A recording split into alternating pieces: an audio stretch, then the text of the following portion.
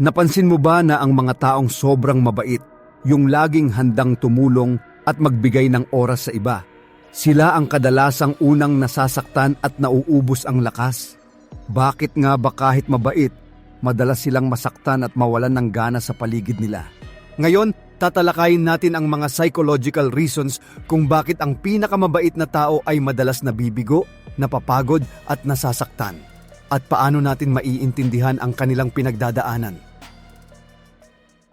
Bago tayo magsimula, kung gusto mo ng mga ganitong topic tungkol sa human psychology, emotions at behavior, huwag mong kalimutang mag-subscribe dito sa ating channel para lagi kang updated sa mga bagong kaalamang ibabahagi ko.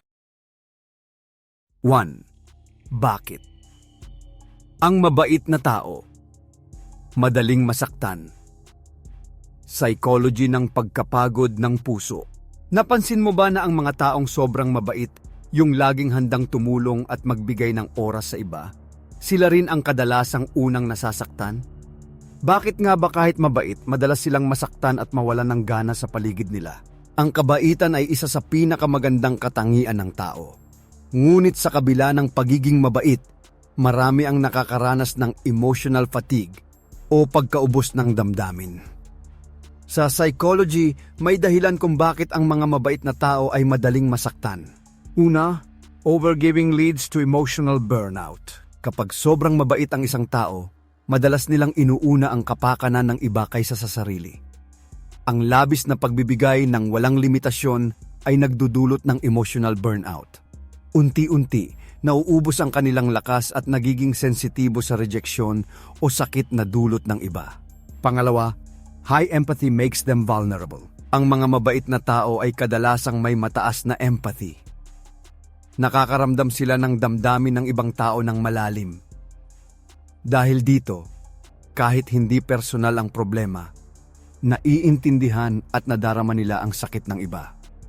Ito ay nagdudulot ng stress at emotional vulnerability. Pangatlo, difficulty in setting boundaries. Isa pa sa dahilan ay ang hirap nilang mag-set ng boundaries. Takot silang tanggihan ang ibang tao o magpahayag ng hindi. Kapag palaging sinusunod ang gusto ng iba, naiipon ang frustration at resentment at nagre-resulta sa emotional breakdown. Pang-apat, idealism versus reality. Marami sa mabait na tao ay may mataas na standard para sa kabutihan at hustisya. Kapag nakakaranas sila ng betrayal, ingratitude o pang-aabuso, mas malaki ang impact nito sa kanilang damdamin dahil hindi tumutugma ang realidad sa kanilang inaasahan. Ang pagiging mabait ay hindi kahinaan, ngunit kailangan din ng self-care at emotional awareness. Mahalaga ang pag-set ng boundaries, pagpapahalaga sa sarili at pag-intindi na hindi mo kontrolado ang damdamin ng iba. Sa ganitong paraan, maiiwasan ang mabilis na pagkasira ng puso at mental exhaustion. 2. Kapangyarihan at pagbagsak ng kabaitan. Bakit sila naiiwan sa sugat? Napansin mo ba na ang mga taong sobrang mabait, na parang may kapangyarihang magpabago sa paligid, sila rin ang kadalasang naiwan sa sugat? Bakit nga ba kahit may pusong handang magmahal at tumulong, madalas silang masaktan at mawalan ng tiwala sa iba? Ang kabaitan ay isang uri ng kapangyarihan. Kapag ginagamit ng tama, nakakapagpabago ito ng buhay ng iba at nakakapagbigay ng inspirasyon. Ngunit sa kabila ng kanilang kapangyarihan, marami ang nakakaranas ng pagbagsak dahil sa emotional strain at hindi maayos na paghawak sa kanilang damdamin. Una, emotional labor is heavy. Ang mabait na tao ay madalas gumagawa ng emotional labor para sa ibang tao. Sila ang nagbibigay ng suporta, nag-aalaga ng damdamin ng iba, at nagiging sandigan sa oras ng pangangailangan. Unti-unti, nauubos ang kanilang emosyonal na enerhiya. At kapag hindi nila napapangalagaan ang sarili, sila ang unang nasasaktan. Pangalawa, manipulation and exploitation. Dahil sa kanilang kabaitan at tiwala, madalas silang nagiging target ng manipulation at exploitation. Ang iba ay nagtatangkang samantalahin ang kanilang pagiging mabait. Kapag nangyari ito, hindi lamang pisikal o material ang nawawala, kundi pati ang tiwala at seguridad sa sarili. Pangatlo, difficulty in saying no. Isa sa pinakamahirap sa mga mabait na tao ay ang pagtanggi sa iba. Ang paulit-ulit na pagsasabi ng oo sa kabila ng pagod at stress ay nagre-resulta sa emotional overload. Ang hindi paglalagay ng boundaries ay nagdudulot ng pagkabigo at mas malalim na sugat sa puso. Pang-apat, idealism versus reality. Maraming mabait na tao ang may mataas na pananaw sa mundo at inaasahan na mabuti rin ang tao sa kanila. Kapag nakakaranas sila ng ingratitude, betrayal o pang-aabuso, mas matindi ang epekto sa kanilang damdamin dahil hindi tumutugma ang realidad sa kanilang inaasahan. 3. Psychology ng pagka-break, ang lihim ng mabait na tao. Napansin mo ba na ang mga taong sobrang mabait, kahit na para silang matibay at matatag, sila rin ang unang bumabagsak kapag nasasaktan?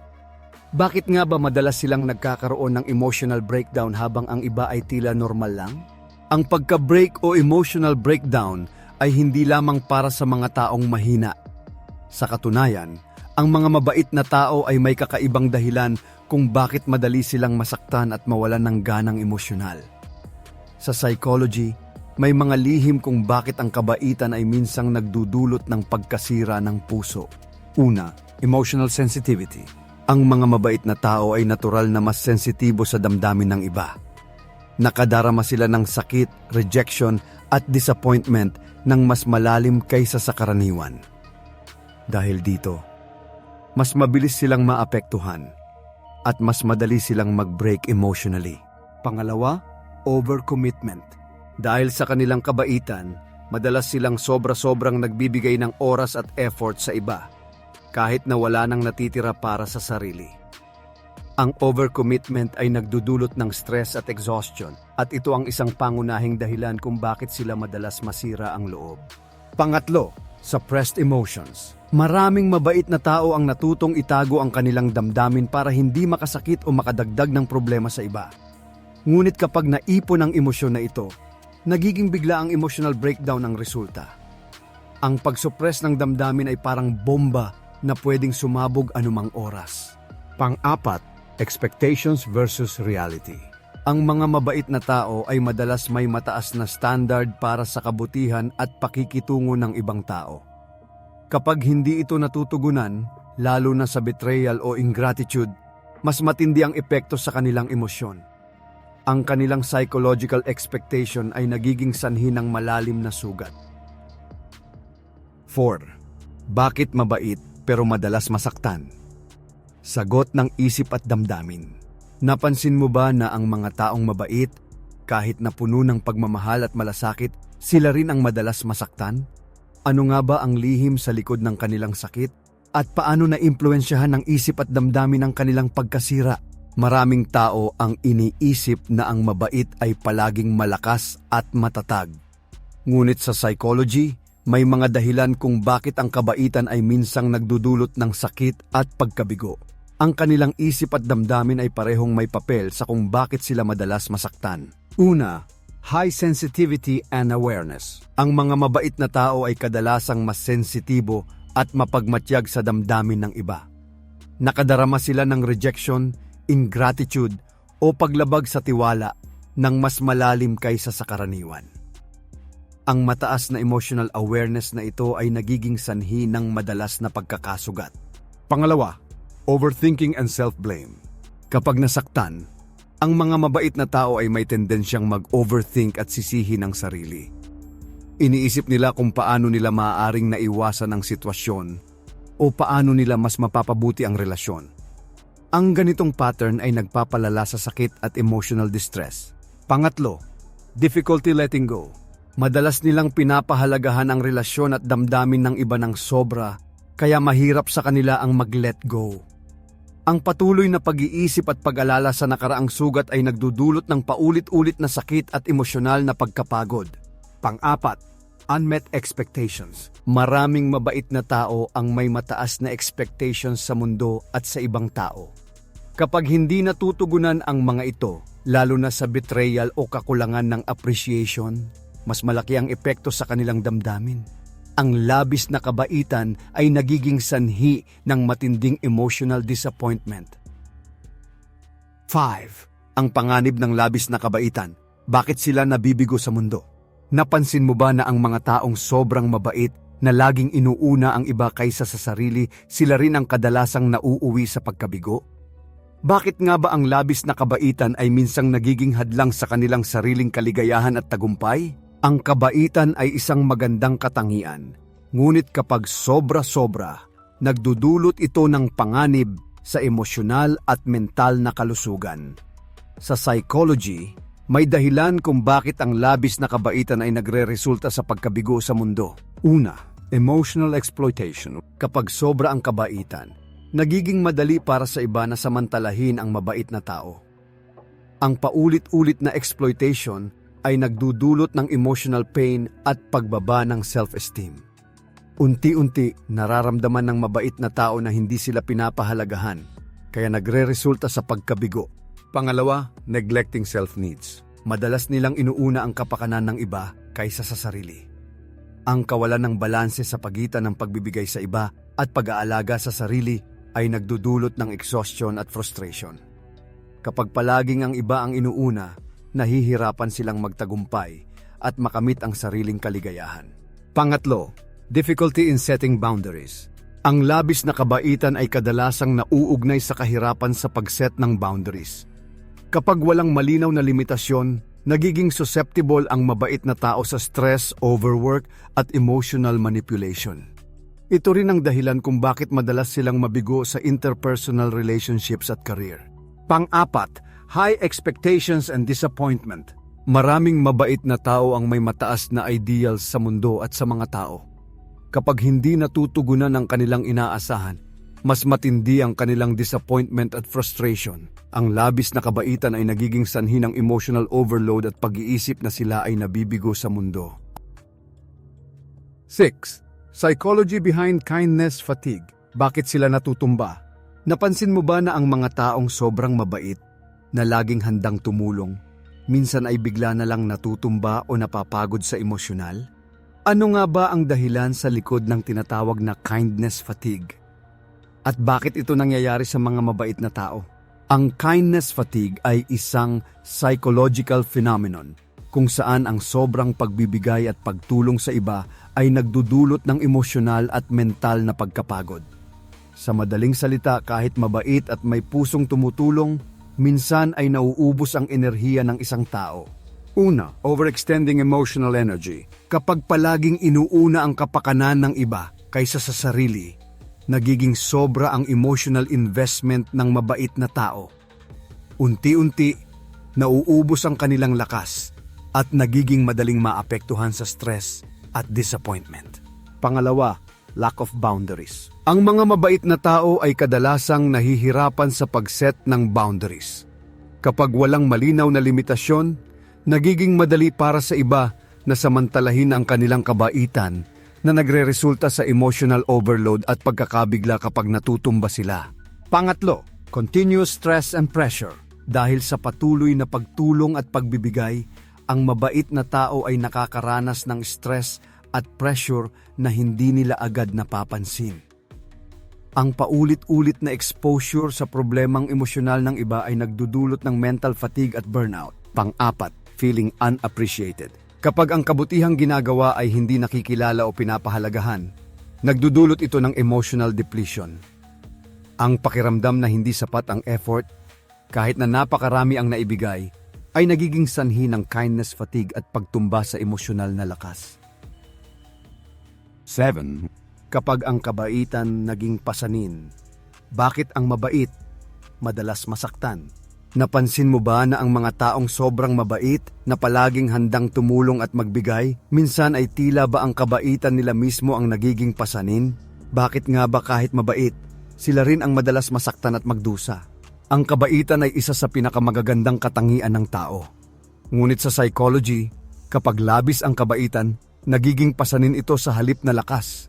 Maraming mabait na tao ang madalas masaktan dahil sa emotional strain at expectations na dala nila at ng ibang tao. Una, taking on others' problems. Madalas nilang iniisip at pinapasan ang problema ng iba. Kapag sobra ang pagtulong at pag-aalala, nagre-resulta ito sa emotional overload. Ang mabait na tao ay nai-stress at nagkakaroon ng sakit sa damdamin kahit hindi nila personal na problema ang kanilang pinapasan. Pangalawa, difficulty saying no. Ang mga mabait na tao ay kadalasang nahihirapang tumanggi. Ang patuloy na pagsasabi ng oo sa kabila ng pagod at stress ay nagiging sanhi ng emotional burden. Ang kakulangan ng boundaries ay nagreresulta sa paulit-ulit na sakit at pagkasaktan. Pangatlo, being taken for granted.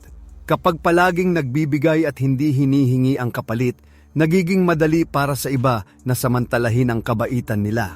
Ang pakiramdam na hindi pinapahalagahan ay nagdudulot ng emotional pain at nagiging dahilan ng kanilang pagkasugat. Pang-apat, high empathy and sensitivity. Ang mataas na empathy at sensitivity ng mabait na tao ay nagiging double-edged sword. Nakadarama sila ng damdamin ng iba ng malalim, kaya kahit maliit na pagkukulang o rejeksyon ay nagdudulot ng malaking epekto sa kanilang emosyonal na estado.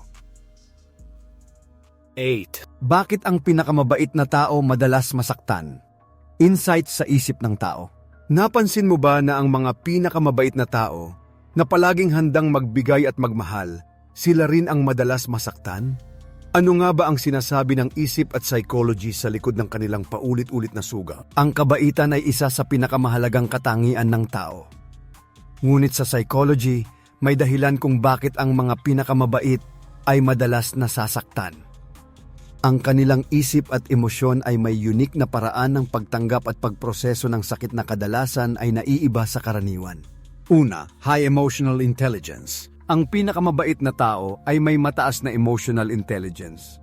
Nakakaramdam sila ng damdamin ng iba ng mas malalim, kaya mas matindi rin ang epekto ng rejection o ingratitude. Ang pagiging sensitibo sa emosyon ng iba ay nagiging sanhi ng madalas na pagkakasugat. Pangalawa, overthinking and self-reflection. Kapag nasaktan, ang pinakamabait na tao ay may tendensyang mag-overthink. Iniisip nila kung ano ang kanilang nagawa mali o paano nila maaaring maiwasan ang sitwasyon. Ang paulit-ulit na self-reflection ay nagpapalala sa sakit at emosyonal na stress. Pangatlo, difficulty setting boundaries. Madalas nilang pinapahalagahan ang damdamin at pangangailangan ng iba kaysa sa sarili. Ang hirap sa pagtatakda ng boundaries ay nagreresulta sa emotional overload at mas madali silang maapektuhan ng problemang hindi naman nila direktang kontrolado. Pang-apat, idealism versus reality. Maraming pinakamabait na tao ang may mataas na expectation sa mundo at sa mga tao. Kapag hindi natutugunan ang mga expectations na ito, lalo na sa betrayal o kawalan ng appreciation, mas matindi ang epekto sa kanilang emosyon. 9. Mabait, pero pagod. Psychological reason, bakit sila nagiging mahina? Napansin mo ba na ang mga mabait na tao na laging handang tumulong at magmahal, minsan ay bigla na lang nagiging mahina o pagod sa emosyonal at mental? Ano nga ba ang psychological reason sa likod ng kanilang pagkapagod? Maraming tao ang iniisip na ang mabait ay palaging malakas. Ngunit sa psychology, may dahilan kung bakit ang mga mabait na tao ay nagiging pagod at tila mahina. Ang kanilang kabaitan at emosyonal na pagbibigay ay may kasamang risk ng mental at emotional fatigue. Una, emotional exhaustion. Ang labis na pagbibigay sa iba, kahit hindi mo kailangan, ay nagdudulot ng emotional exhaustion. Kapag nauubos ang lakas ng puso at isip, nagiging mahina ang tao sa pagharap sa problema at stress kahit na dati ay matatag sila. Pangalawa, overthinking and self-sacrifice. Madalas silang mag-overthink at isakripisyo ang sariling pangangailangan para sa iba. Ang patuloy na self-sacrifice ay nagre-resulta sa mental fatigue at stress na nagdudulot ng pakiramdam na sila ay mahina at pagod sa loob. Pangatlo, lack of self-care. Kadalasan, hindi nila binibigyan ng pansin ang kanilang sariling emosyonal at pisikal na pangangailangan. Ang kakulangan sa self-care ay nagdudulot ng burnout at nagpapalakas sa pakiramdam ng kahinaan. Pang-apat, high empathy, leading to vulnerability. Ang mataas na empathy ay nagiging sanhi ng vulnerability. Nakadarama sila ng sakit at problema ng iba ng mas malalim, kaya mas madali silang mapagod at masaktan sa paulit-ulit na emotional challenges. 10. Ang dilim sa likod ng kabaitan. Bakit ang mabait madalas masaktan? Napansin mo ba na sa likod ng kabaitan ng ilang tao, May tinatago silang sakit at dilim na hindi nakikita ng iba? Bakit nga ba ang mga mabait na tao na puno ng pagmamahal at malasakit madalas masaktan sa buhay? Ang kabaitan ay isang magandang katangian, ngunit may dilim na kaakibat nito na kadalasan ay hindi nakikita ng iba. Sa psychology, may mga dahilan kung bakit ang kabaitan ay minsang nagiging sanhi ng emotional pain at pagkasugat ng puso. Una, hidden emotional pain. Maraming mabait na tao ang natutong itago ang kanilang damdamin para hindi makaapekto sa iba. Ang pagtatago ng sariling sakit ay nagdudulot ng unti-unting emotional build-up na nagre-resulta sa mas malalim na sugat. Pangalawa, over-empathy. Ang mataas na empathy ng mabait na tao ay nagiging sanhi ng mas matinding emotional impact. Nakadarama sila ng problema at sakit ng iba ng labis, kaya kahit hindi nila personal na problema, sila ay naapektuhan at nasasaktan. Pangatlo, emotional neglect of self. Dahil inuuna nila ang iba, kadalasan napapabayaan nila ang sariling emosyon at pangangailangan. Ang kakulangan sa self-care at self-awareness ay nagdudulot ng vulnerability at mas mataas na risk ng pagkasugat. Pang-apat, betrayal and disappointment. Kapag ang mabait na tao ay nakaranas ng betrayal, ingratitude o hindi pagkakaintindihan, mas matindi ang epekto sa kanilang damdamin. Ang kanilang kabaitan ay nagiging dahilan kung bakit mas malalim ang sugat nila kumpara sa iba. Ang kabaitan ay hindi kahinaan, kundi isang napakalakas na lakas. Ngunit sa likod ng pagiging mabait, maraming tao ang nakararanas ng sakit, pagod at pagkabigo. Kung ikaw ay isa sa kanila, tandaan, hindi ka nag-iisa. Ang bawat sugat at hamon na naranasan mo ay bahagi ng paglago at pag-unlad ng puso at isip mo. Kung gusto mo pang matutunan ang mga ganitong psychology insights tungkol sa human behavior at personal development, mag-subscribe ka na at i-turn on ang notification bell para lagi kang updated sa mga bagong episode dito sa ating channel.